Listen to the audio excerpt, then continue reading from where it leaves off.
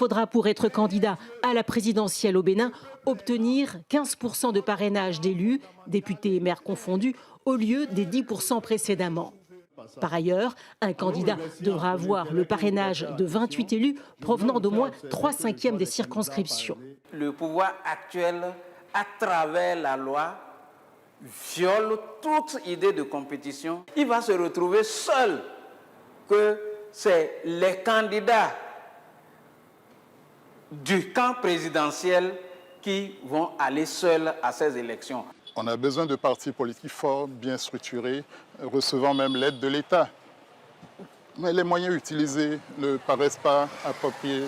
Ils sont quasiment une remise en cause de la liberté d'association, de la liberté d'opinion. Au Bénin, si on ne fait pas attention, le président Patrice Talon, avec les réformes du code électoral, pour imposer un parti unique, va mettre le feu au Bénin. La SEB invite le gouvernement et l'Assemblée nationale à œuvrer à une relecture consensuelle du code électoral dans un esprit de vérité et dans l'intérêt supérieur de la nation, en faisant attention à l'impact que son application peut avoir sur les résultats des législatives de 2026.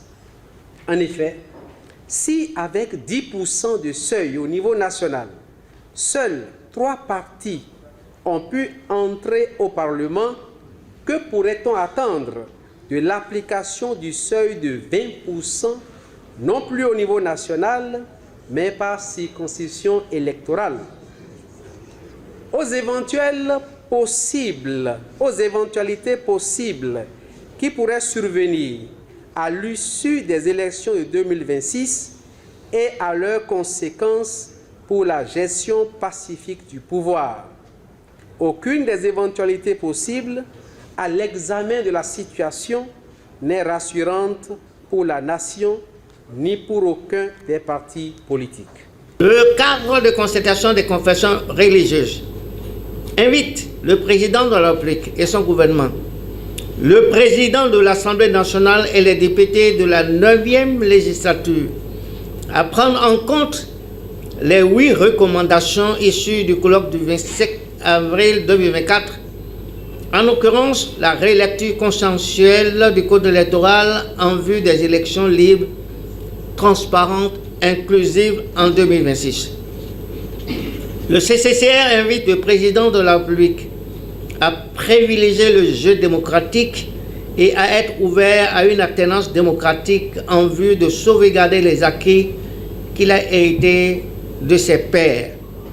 Le CCCR invite la classe politique en général à veiller à ce que l'image de notre démocratie soit pérennisée dans le temps pour que notre pays soit toujours comme un bon modèle dans le monde. Le CCCR invite enfin le peuple béninois à une prise de conscience et à promouvoir les valeurs démocratiques pour un lendemain meilleur pour nos familles et nos enfants. Si vous faites vraiment un sondage d'opinion, sondage indépendant d'opinion de la population sur ce qui s'est passé, vous serez surpris de savoir que le mécontentement est là.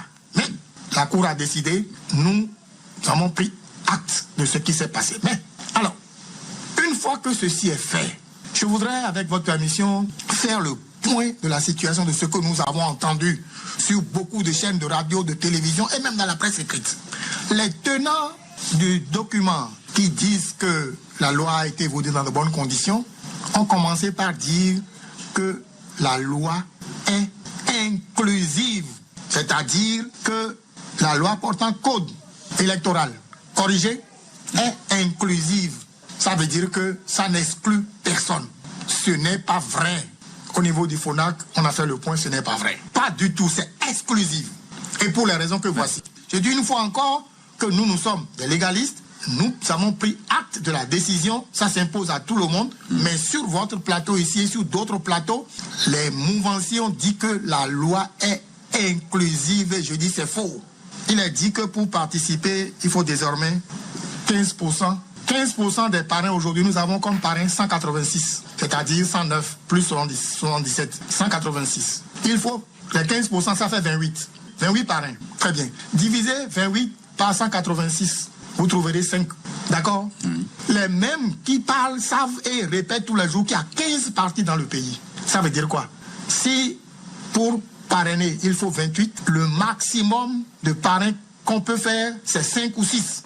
Mais ils sont 15. Prenons le maximum 6. Si on dit que c'est 6 seulement qu'on peut parrainer normalement, avec la volonté et l'indépendance des parrains, ils ne peuvent parrainer que 6. Sur les 15, il reste 9. Les 9 là sont exclus ou pas?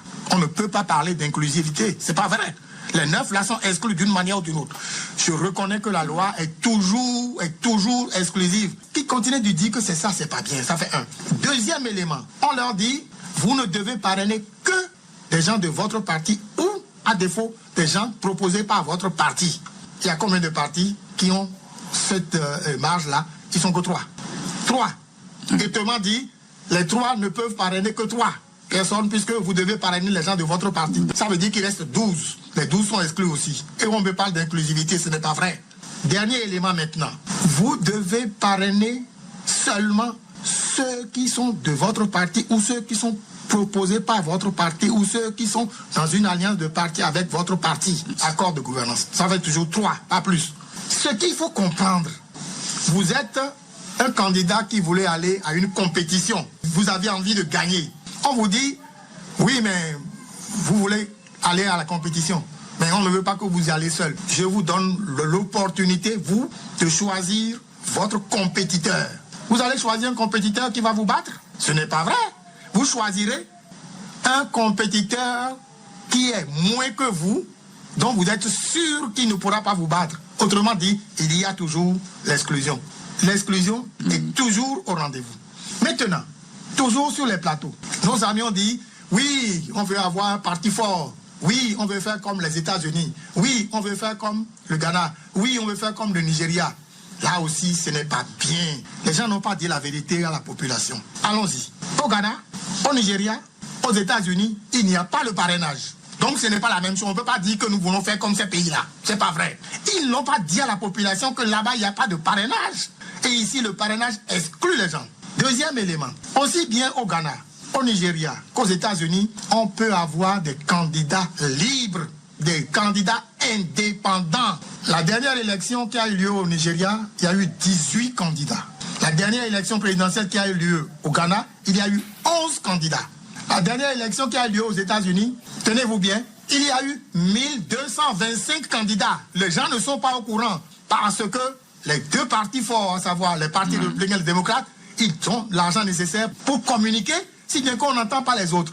Et au finish, il y a eu 9 candidats. Des indépendants, des écologistes, des ceci, des cela. Et c'est les deux qui avaient les moyens financiers forts qu'on a retrouvés dans le lot. Donc, ne dites pas que nous voulons faire comme les États-Unis, on veut faire comme le Ghana, on veut faire comme le Nigeria. Je continue.